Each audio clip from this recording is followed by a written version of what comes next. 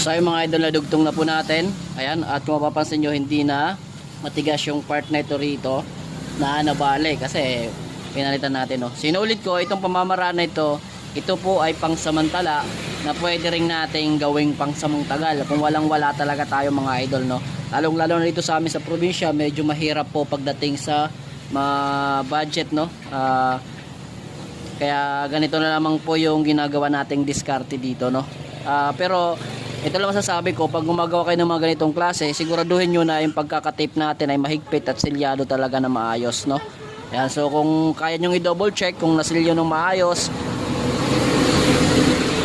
i-double check natin mga idol, no. Kasi yun lang po yung ating pagsandata doon, no. Yung masigurado natin na yung pinagdugtungan natin at yung pagkakadugtong natin ay maayos mga idol. Sandata talaga no. Alright. So yun lang po kasi yung technique dyan para gumana yung mga ganitong klaseng remedyo. Alright. Inulit ko, ito ay pangsamantala lang na pwedeng pangsamangtagal. Alright. So yun, paanda rin na natin. Alright. So yun, paanda rin na natin.